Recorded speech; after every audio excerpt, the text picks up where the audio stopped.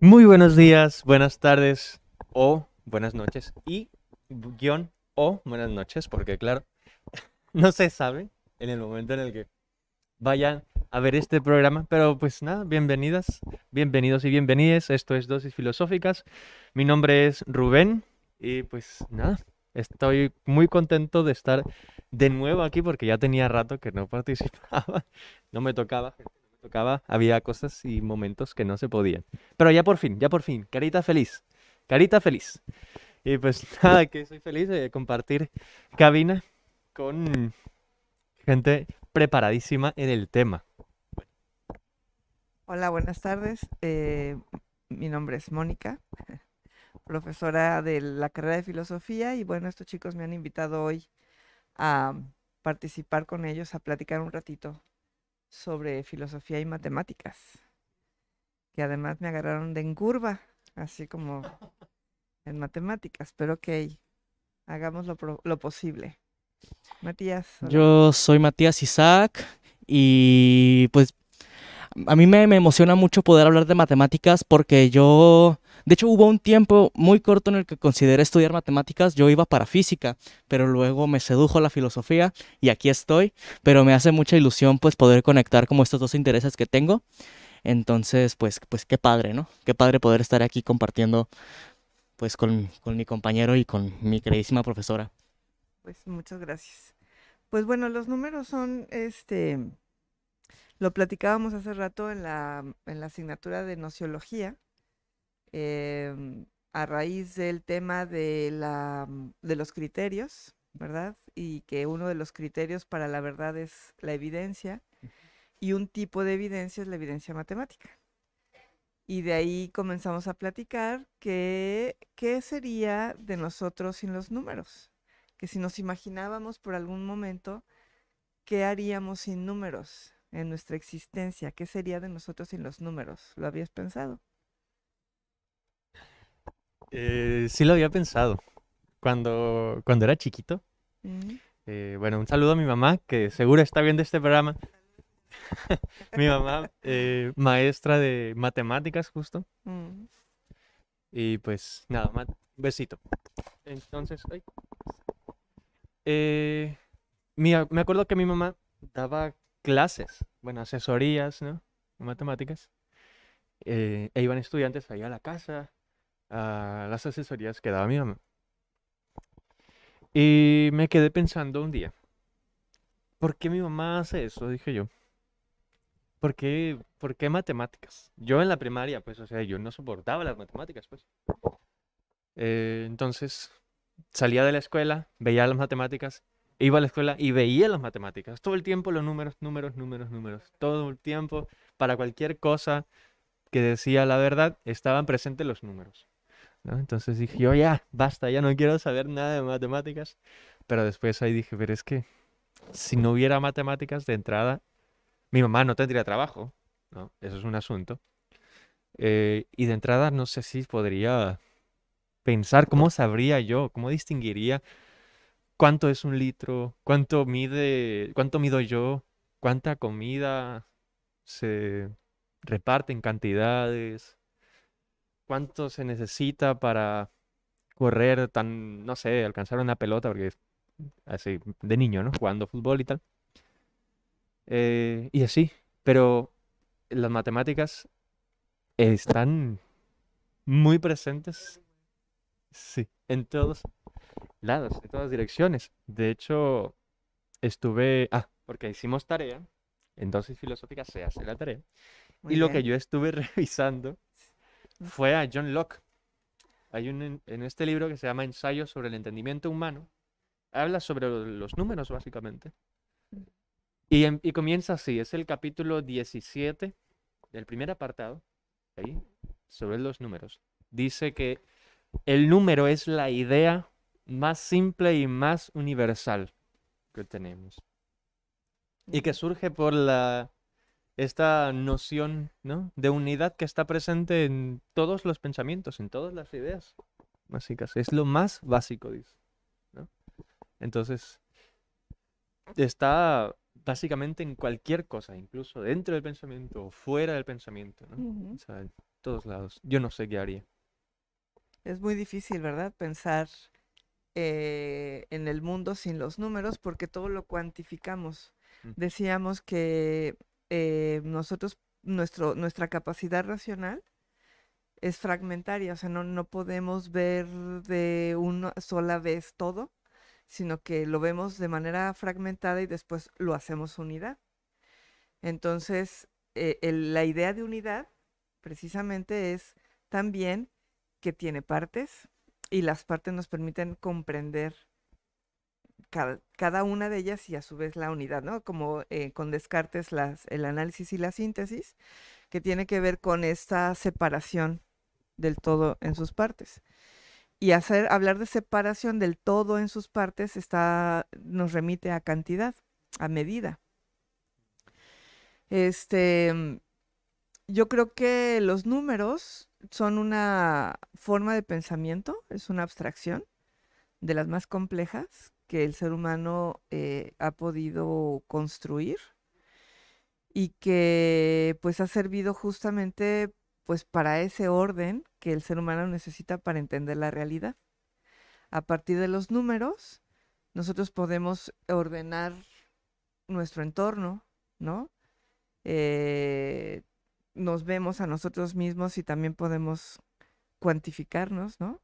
Por peso, por medida, por las partes, los huesos que tenemos, qué sé yo, ¿no? Entonces, si nos vamos hacia el principio de la historia de la filosofía, pues Pitágoras es el primer filósofo de los números. Y Pitágoras, fíjense, los números en un sentido, podemos hablar en un sentido ontológico de los números, porque es el uno, ¿no? La unidad. Humberto diría que es el 2, ¿no? Él trae esa cuestión ontológica del 2 por el otro. Ujú. También en un sentido metafísico, porque lo vemos en la realidad, fuera de nosotros, podemos cuantificar, podemos expresar con los números y en una forma lógica, ¿no? El pensamiento lógico matemático, que es uno de los criterios, de las formas en las que se tienen para medir las habilidades mentales, las capacidades que tenemos, y entonces cómo ordenamos el mundo. Y fíjense ustedes pues lo importante, ¿no? Que es desarrollar esa parte de todos los seres humanos que poseemos esa capacidad, pero que a veces no lo desarrollamos de manera adecuada. Ujú. Entonces, de hecho, yo creo que en la escuela a veces los profesores no nos transmiten el amor a las matemáticas, ¿no? Y más bien muchos de nosotros tenemos miedo de las matemáticas, ¿no? Nos dan miedo. De hecho, luego hay estudiantes que entran a filosofía porque no quieren llevar matemáticas y, oh, sorpresa, Y yo, llevan cerveza, lógica, lógica matemática, lógica ¿no? matemática, ¿no? Entonces, bueno, es una maravilla, es una maravilla. Y yo descubrí que a mí me gustaban las matemáticas cuando me di cuenta que me gustaba la lógica, cuando estaba en la prepa. Pero durante la secundaria y eso, para mí las matemáticas eran mi coco, ¿no? No había tenido yo un acercamiento a las matemáticas de tal forma que desde más chiquilla me hubiera gustado, ¿no? Sin embargo, también, como dices tú, las ciencias siempre me llamaron. Han sido parte de mis pasiones. Pero regresando a Pitágoras, pues Pitágoras, por ejemplo, habla de que el universo está en perfecta, o sea, la armonía es una idea y que el universo está pues ordenado con números, ¿no? Galileo hablaba de que la naturaleza estaba escrita en lenguaje matemático y muchos filósofos a lo largo de la historia han sido matemáticos y han expresado la necesidad de observar y de reflexionar sobre el mundo a través de las matemáticas. Sí, de hecho, y incluso en el arte, ¿no? O sea, también está muy presente en el arte. Ahora, en la música también, claro que sí, La armonía. en las armonías, en la arquitectura, ¿no? Yo ahorita pensando en la pregunta, ¿no? si podríamos, ¿qué haríamos sin los números? Me quedé pensando en todo lo que dije de niño, pero nunca me cayó el 20 de que mi casa también estaba construida a base Claro. de preceptos matemáticos, ¿no? Sí, de hecho yo cuando usted hizo la pregunta en clase, yo dije, pues es que no tendríamos civilización sin matemáticas, porque o sea, gracias a las matemáticas podemos, pues simplemente, ¿cuánto me debes? No, no me debes, pero suponiendo, Pues suponiendo que yo te realmente. presto 20 pesos, entonces, o sea, yo sé que me debes 20 pesos, pues, o cosas así, o sea, justamente las medidas para construir una casa, lo que esto que tenemos aquí sería imposible sin las matemáticas. O sea, porque además está en código binario, que es otro rollo. Y, ajá, pues mi primera respuesta fue es que no habría nada. Porque estaba pensando, por ejemplo, este, que me sirva, o sea, mi madre sirviéndome comida, ¿no? ¿Cuánto quieres? Y ya le digo 3 cucharadas, 3 cucharadas de las grandes, obvio. Soperas. Pero entonces, si no tuviera las matemáticas, yo diría así. O sea, sería algo tan ineficiente, tan raro, Y de tan... todas maneras necesitamos una forma de medida, porque así también es. Ajá. Sí, pero sería algo más bien más cualitativo que cuantitativo. Ujú. Y ahorita que usted dijo esto de que las matemáticas, algo que lo construyó, es que yo quería hacer la pregunta, ¿las matemáticas se descubren o se inventan? La Híjole, agarré en curva, si ya la habíamos agarrado en curva. sí. Yo digo que las matemáticas se construyen. Más que descubrirse o inventarse, se construyen. Ujú. Este, me voy yo un poquito con esa idea, ¿no? Porque entiendo, no sé, la relación de los números en mi cultura, nuestra cultura, es con el signo ese, el número, pues, ¿no? El 2 y le hacemos así con los dedos, ¿sí? O, y no sé, me pongo a pensar en culturas que manejan otros signos. Pues eh, la malla, ajá, con los los puntos y mayas con líneas, puntitos y líneas, muy distinto, pues, o sea, pero que son pero números. que son números a fin de cuentas. Entonces, eh, yo creo que las matemáticas se construyen, pero están ahí presentes, ¿no? O sea, sin A dejar lo de mejor estarlas, no podríamos sé. decir que, porque es un pensamiento abstracto. Entonces, abstracción, acuérdense que también la abstracción con Aristóteles es a obtener de la realidad. Entonces, yo me imagino que es como las figuras geométricas. Las figuras geométricas tampoco existen, pero se observan en la realidad. Nosotros estamos en donde estemos, las personas que nos estén en este momento oyendo o viendo, pueden observar a su alrededor y van a ver figuras geométricas por todos lados, ¿no? Ujú, Cuadrados, rectángulos, círculos, líneas, punteados, no sé. Y me imagino que, porque Pitágoras es el primer filósofo que propone un pensamiento o un principio explicativo de la realidad a partir de los números, pero él había viajado a, a África, ¿no? Y a Oriente, y él había traído ese conocimiento de esas otras civilizaciones. Entonces, es como que las figuras geométricas se observan en la realidad y las abstraen, pues, y entonces se convierte en ese pensamiento abstracto que refleja la realidad y lo nombran, ¿no? ujú. Entonces, porque yo me imagino, no sé, observaban un pino, ¿no? Que tiene una figura triangular, el sol redondo, ¿no? De hecho, para los filósofos antiguos, el círculo, ¿no? Es la figura Ay, más cierto. perfecta. Y de hecho, Pitágoras hablaba de que los números gobiernan las formas y los números gobiernan las ideas. Ajá. Porque cuando hablamos de unidad, o por ejemplo del universo, pues él habla de estructuras. Y entonces, a través de los números se pueden entender las estructuras del universo. ¿no? Y cómo vemos a los planetas, o cómo es el planeta Tierra, y que si plano, que si redondo, ¿no? Sí. Las distancias, la velocidad, todo esto lo entendemos a partir de relaciones numéricas y matemáticas. Sí. Y bueno, entonces las matemáticas es como el modelo básico del pensamiento filosófico. Sí, sí. Y de hecho, había una inscripción en la Academia de Platón que decía que no entrara quien no supiera matemáticas, Así ¿no? O es. sea, Ajá. siendo esto tan importante para la filosofía, o sea, y todavía en los comienzos de la filosofía, bueno, desde el principio de la filosofía estaba, ¿no?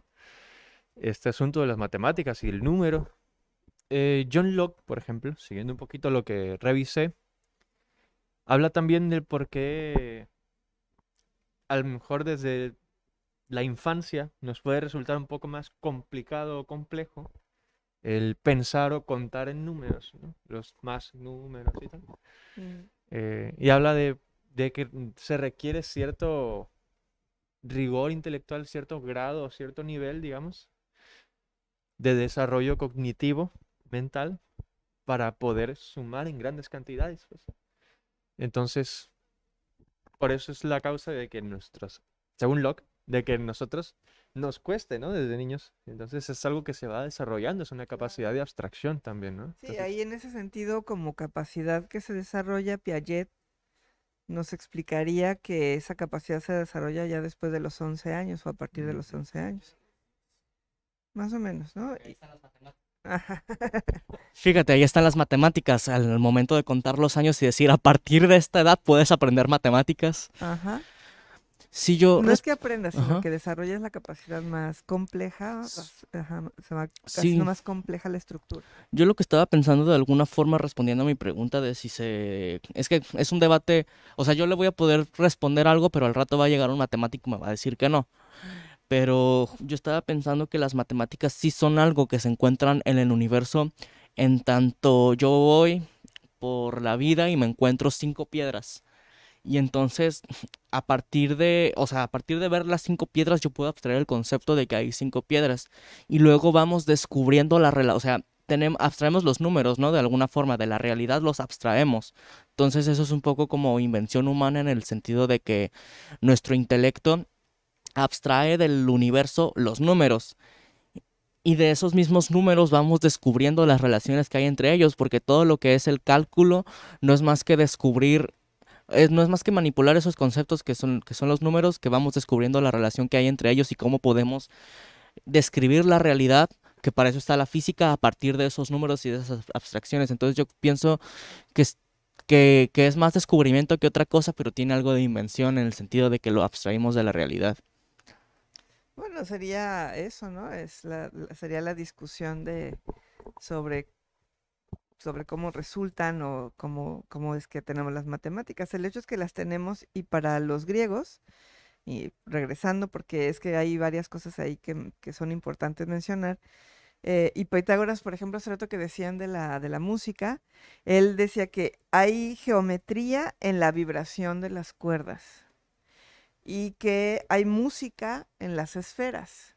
Por eso la armonía era muy importante. Para ellos era un valor, incluso estético, muy importante, la simetría y la armonía. ¿Y qué simetría es medida?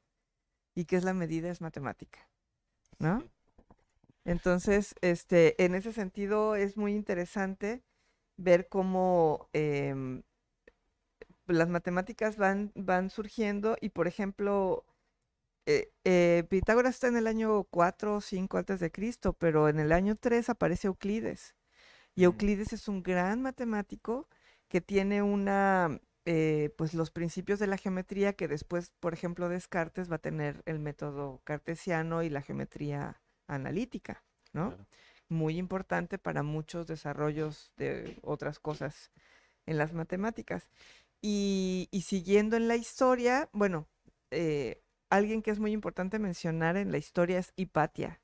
Ah, claro. Hipatia de Alejandría fue una gran filósofa y matemática Ujú. de la antigüedad griega, ¿no? Este, y bueno, y luego en las revoluciones científicas, pues, ¿qué tenemos ahí? Es una gran revolución en las matemáticas, porque Kepler, por ejemplo, va a poner asentar la relación entre los fenómenos físicos y las matemáticas. O sea, ya va a empezar a ordenar el universo, ¿no? Los fenómenos que se ven en el universo en principios matemáticos. Entonces, las revoluciones científicas van a ser muy importantes porque sientan las bases para el método científico y la ciencia moderna, ¿no? En la que la observación, la experimentación y las matemáticas van a ser fundamentales para la nueva construcción de un nuevo tipo de conocimiento que va a ser conocido como la ciencia moderna. Les decía hace rato, el mismo Galileo hablaba que la naturaleza, decía, está escrita en lenguaje matemático. Ujú. Sí, el principio de la realidad, ¿no? De todo es la matemática, el número. Ujú. Eh, Locke, por ejemplo, también toca ese punto de la ciencia, que la medición por números o la matemática es lo más preciso que tenemos, ¿no? Porque Ujú. es más fácil distinguir entre el uno y el 2, aunque sea el número que le sigue, es más fácil distinguir entre esas dos ideas que entre cualquier otra, pues, ¿no? O sea, de, no sé, una planta y algo que no es una planta. Una planta y un animal, pongamos. Es más fácil distinguir esa diferencia en el número, porque es lo más preciso, es lo más básico que tenemos en el pensamiento, ¿no? Y por eso es tan exacto, porque a pesar de que sea la diferencia de una centésima, hay una diferencia ahí muy grande. Sí. Y en las medidas se puede reflejar. No, y además también hay la distinción entre los mismos números, ¿no? Los números Ujú. naturales, los números primos, Sí, los imaginarios, negativos, positivos, ¿no? Y de ahí que son infinitos. sí, sí, este asunto del infinito. Cuando, cuando era niño, que todavía lo sigo siendo, mi niñez ha durado 22 años de momento. Entonces, em, me quedaba pensando en por qué decíamos, no, pues el cielo es infinito. Yo me quedaba pensando, ¿y por qué? ¿Qué hay más para allá arriba, no? Decía yo. Pues me dijo Ya mi hermano. filosofabas, Ya, sí, sí, claro. sí. Entonces, siempre me hacía esas preguntas, ¿no? ¿Qué hay más para allá? O sea, ¿hasta dónde llega? ¿Qué hay? Si puedo tocar como un techo o algo así. Me dice mi hermano que no, que es infinito, me dice. Mm. Y yo me quedé, pero pues, o sea, no, para mí era inconcebible, ¿no? ¿Cómo ¿Qué es pensar el infinito? infinito? ¿Cómo puedo pensarlo? Eh, y en los números, bueno, hay un signo, ¿no? Que es así como un 8 pero acostado, ¿no? Que Ujú. también Ese es el símbolo infinito. ajá, es el símbolo, ¿no? O sea, que no acaba, pues, digamos. Y volviendo a este asunto del círculo, que para los griegos era un asunto de perfección, porque nosotros como occidentales, al menos en ese tiempo pensamos lo perfecto como algo infinito, ¿no? Como algo que nos rebasa, ¿no? Pero para los griegos era lo finito, lo perfecto, porque el círculo era perfecto porque tenía un fin. Si no tiene un fin, es que no está acabado, ¿no? Y por lo tanto no es perfecto. No puede ser algo perfecto que no está acabado, ¿no? Entonces, como también en asuntos de criterios estéticos está presente también la matemática, la geometría, todo, incluso también en la cantidad de pintura, en la cantidad de... No, bueno, y como estilo, ¿no? Es el cubismo, Ahí está también por el cubismo, ejemplo. ¿sí? Ujú.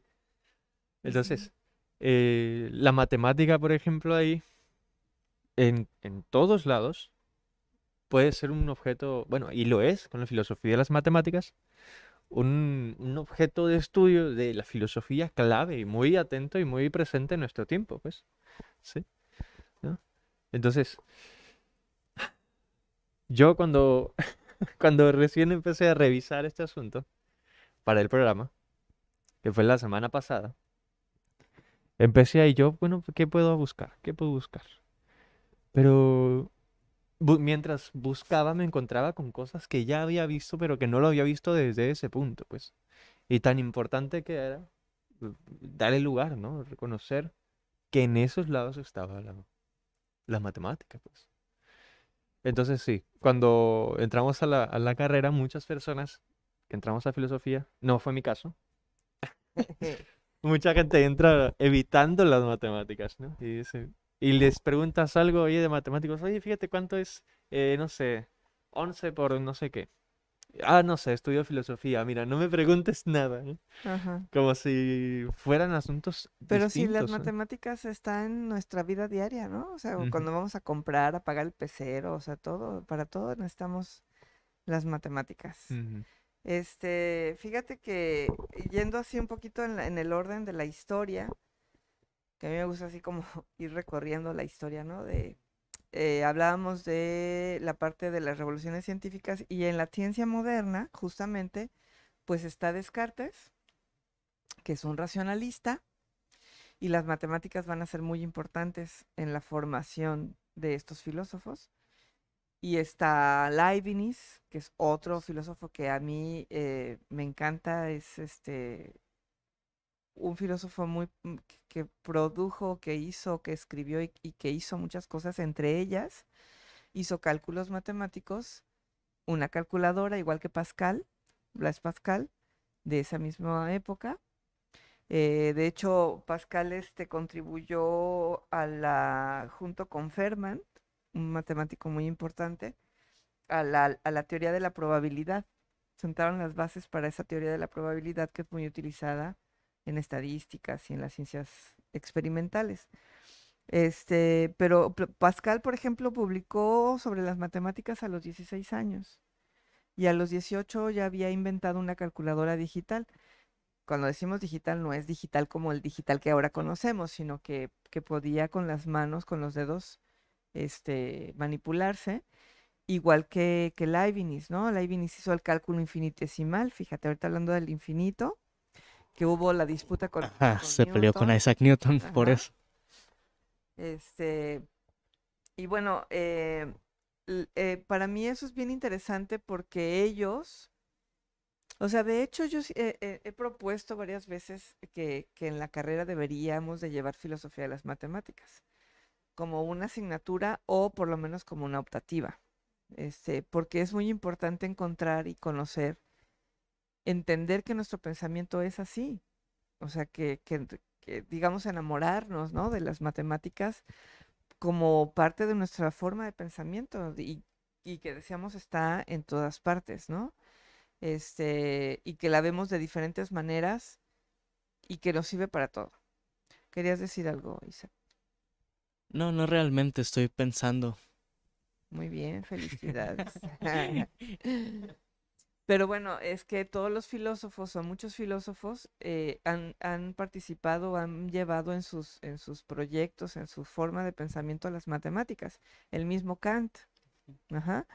Pero una de las etapas de la matemática muy importantes en la filosofía, o sea, todas estas que hemos estado hablando, pero una que es más, digamos, más cercana a nosotros, es cuando nace justamente la lógica matemática en el siglo X, ya pues en el siglo XX, a mediados del siglo XX, con la filosofía analítica, como una necesidad de darle un sentido científico a la filosofía a través del lenguaje. Y entonces, ¿qué hacen? Pues recurren a las matemáticas, ¿no? Porque justamente es preciso, es universal, es exacto, es breve, ¿no? No, lo que querían evitar era la confusión que se da o la ambigüedad que tiene nuestro lenguaje cotidiano, ¿no? Y ahí está el gran Wittgenstein, el primero, ¿no?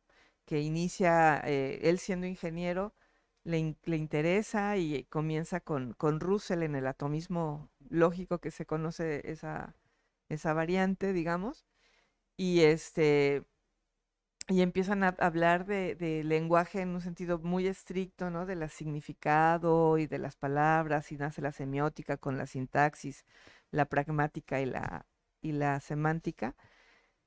Y después, Wittgenstein, ¿qué hace? El que conocido como el segundo Wittgenstein, el de los juegos del lenguaje, dice, no, es el lenguaje ordinario, ¿no? El que hay que analizar y no sé qué. Bueno, entonces rompe con esa parte, pero lo que quiero resaltar es cómo en ese periodo del Círculo de Viena, que se conoce como de donde nace pues la lógica simbólica o matemática, pues hay grandes filósofos y todos son matemáticos. Y está Carnap y está Whitehead que escribe Principios Matemáticas, o Carnap que escribe El mundo en la estructura matemática, y bueno, Frege, o sea, hay muchos de Anno, Morgan, muchos que están involucrados en ese movimiento y que da lugar a la lógica matemática y la filosofía analítica. ¿Y por qué es tan importante? Porque muchos dirían, ay, bueno, pero ¿y de qué sirve saberte el modus ponendo pones, el modus tollendo tollens, ¿no? Esas, las leyes de implicación y Sí. equivalencia, que se ven en la lógica matemática, que sí llevan lógica matemática en la universidad. Bueno, pues finalmente, porque es una forma de lenguaje que nos ayuda a hacer, digamos, a economizar, ¿no? No sé si recuerdan ustedes el texto que leemos en una de esas, el de Olivet, que se llama Razonamiento y Conocimiento, que inicia el texto con una narración de una parte del Quijote. ¿Quieres platicarnos de qué se trata para que ellos sepan, quienes nos están viendo y escuchando? Voy a tratar de acordarme. Me parece que estaba Sancho Panza Ajá. y tenían un dilema porque había una contradicción que decía que algo de pasabas el puente y tenías que decir a qué ibas. Mm. Y alguien encontró una forma pues de que te genere error, ¿no? La regla. Pero no me acuerdo cuál era la regla exactamente, Lo era que, algo de mentir, ajá, ¿no? ajá, Y lo que de, pasa es que le llaman a Sancho Panza, o sea, ahí se narra en el Quijote, para que les ayudara a resolver una paradoja. O sea, más bien se formó una paradoja. sí, eso. Porque había un lugar que tenía un dueño y había un puente y el dueño del puente había puesto un letrero que decía que todo el que quisiera pasar por ahí debía decir verdad, o sea, que iba, que si decía que iba, pues que era libre, ¿no? De pasar y que si no tenían que ahorcarlo. Y decía que iba a ir a mentir, ¿no? O sea, si decía verdad, o sea, podía pasar. Ajá. Y si mentía, pues tenía que ahorcarlo. Y él dijo que iba Y a él, mentir. y hubo una persona que dijo que quería ir a ahorcarse, que quería pasar a Ah, ahorcarse. es verdad. Entonces estaba diciendo la verdad, pero quería ahorcarse, ¿no? Entonces, ¿qué hacemos? Y lo resolvió de forma moral, me acuerdo, Sancho Ajá, Panza. exactamente, porque es una paradoja bueno, entonces a lo que iba con lo del lenguaje matemático, ¿no? El modus ponendo pones, que es un argumento en el que se niega una de la conclusión y se obtiene en la conclusión, digo, el antecedente y se obtiene el consecuente. Pero lo que nos explica Olive en ese texto, o sea, a partir de ese ejemplo, es que para no estar repitiendo en una argumentación, en una discusión, en un pleito jurídico, por ejemplo, ¿no? Lo que haces es simbolizarlo. Como el argumento tiene tiene una estructura, para no estar repitiendo todas las veces lo mismo, lo pones en como si fuera una fórmula. Por eso las matemáticas y por eso el lenguaje nos sirve. Y entonces, en vez de estar perdiendo tiempo, saliva y papel y todo esto, dices, a ver, esto es un argumento de tipo tal, modus, y el que sabe, pues ya entiende que se está negando una de las premisas y te permite economizar y por otro lado, razonar de manera correcta, ¿no? Sí, de hecho Para creo un, para obtener un conocimiento verdadero. Pero, perdón, ahorita te digo, para terminar la idea, en ese caso de que estamos hablando del ejemplo que nos pone de Sancho Panza, pues Sancho Panza se da cuenta que no hay solución. Lógicamente no hay solución. Y entonces recurre a una solución moral, ¿verdad? Pero bueno, eso es para que lo lean. Está en el libro de cómo acercarse a la filosofía de León Olivé o directamente en Sancho Panza. Horacio. Sí, de hecho, para mí creo que lo más importante de la lógica formal es que nos permite operar, o sea, es que para el ser humano es muy fácil caer en el error o pensar que un argumento es válido, que está bien estructurado. A lo mejor yo puedo tener, es que me acuerdo que estaba viendo el otro día sobre los heurísticos y que estaba viendo que decía todos los todos los perros, creo que decía así, todos los perros son animales, ay, no, no es cierto, no era así. Todos los perros son animales, todos los, no, no era así, perdón. Se me fue la onda. La idea es... Sí, que la idea es que la conclusión estaba bien. Creo que era que, no, no es cierto. Pero que la conclusión estaba bien, pero realmente la premisa estaba mal estructurada, no, no era válido.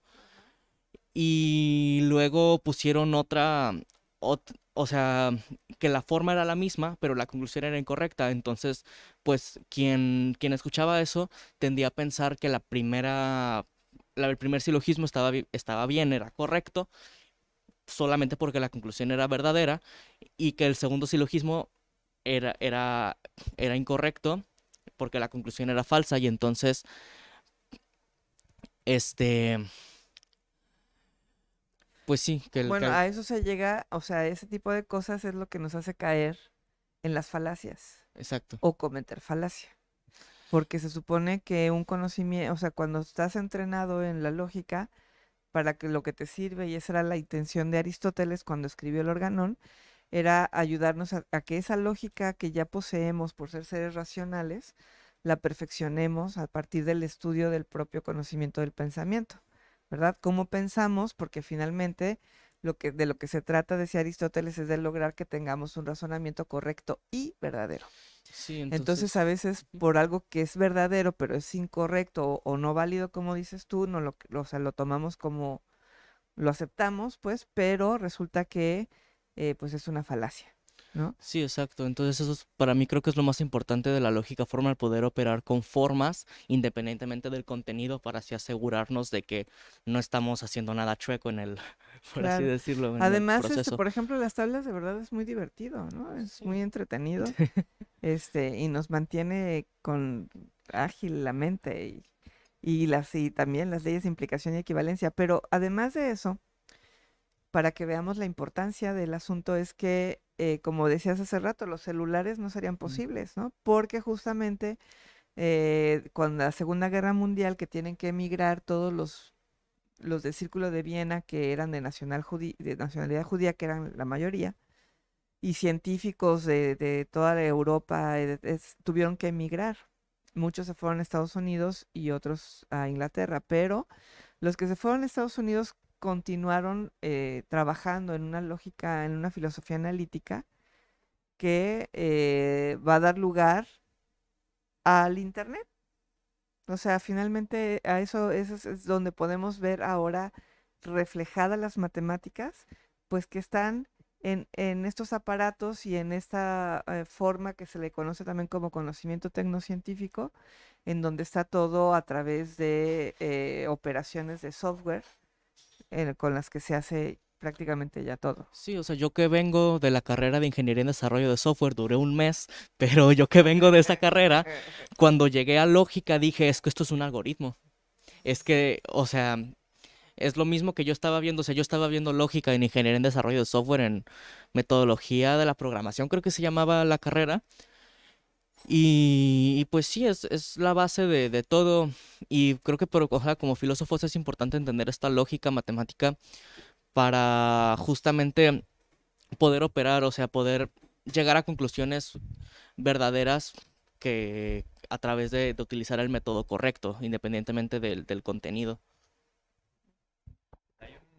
Hay un texto que hay recomendado que me gustó mucho cuando la primera vez que me acerqué a él, Se llama Ética demostrada según el orden geométrico. A mí me voló la Sí, sí, cabeza, sí. gente, me voló la cabeza de Baruch Spinoza. Espinosa, Sí, me exactamente. voló muchísimo la cabeza. Yo decía, cómo puedes demostrar la ética según el orden geométrico, ¿no? Pero bueno, ahí fue muy ilustrante para mí. Eh, Fue algo que yo del principio, bueno, que creo que no relacionamos pues directamente, ¿no?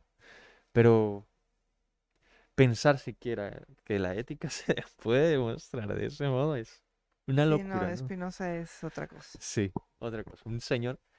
Sí, pero pensando, o sea, esta cuestión de cómo ahora la nueva estructura científica ha modificado a las sociedades. Sí, Y si lo pensamos bien, pues está todo en orden, o sea, o basado pues en las matemáticas. sí, Porque pues el principio de las computadoras, de todos los aparatos electrónicos es eso. matemáticas.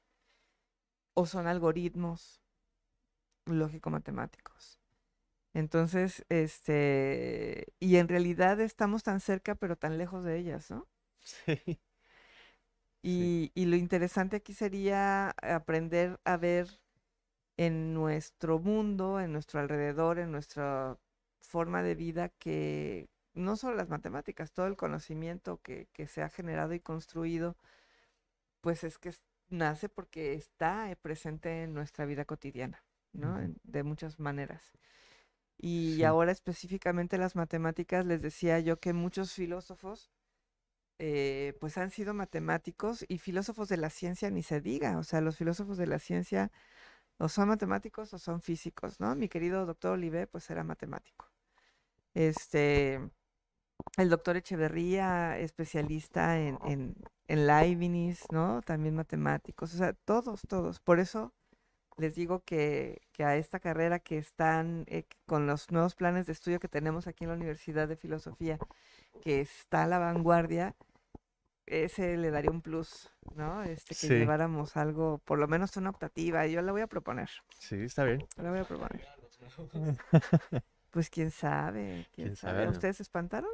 Yo no. Ah, ahí está, ahí está. Bueno, y sí es cierto, o sea, coincido aquí en este asunto de que estamos tan cerca y a la vez tan lejos, ¿no? Me parece a mí que este asunto de las matemáticas es algo tan obvio que de tan obvio que es, no lo vemos, ¿no? Entonces, creo que en parte el ejercicio de la filosofía es estudiar o analizar lo obvio, ¿no? Aquello que damos por sentado, aquello que no notamos porque lo damos por hecho, Ujú. que está tan enfrente de mí que le doy tan poca importancia. Entonces, ese es en parte, creo yo, desde mi perspectiva personal, que es una labor de la filosofía y es una responsabilidad de la filosofía también, ¿no? Sí, de hecho, cuando estamos en lógica y vemos, por ejemplo, la, em, cuando estudiamos la primera forma del pensamiento, que es la idea o el concepto, tiene dos elementos fundamentales, que es la comprensión y la extensión. Ujú, ¿Y qué es la extensión? ¿A qué se refiere la extensión? Pues a la cantidad, claro. ¿no? En las categorías aristotélicas incluye la cantidad, el tiempo, ¿no? Como Ujú, formas en las que son modos universales en las que nosotros describimos o hacemos referencia de los individuos, ¿no? De las cosas.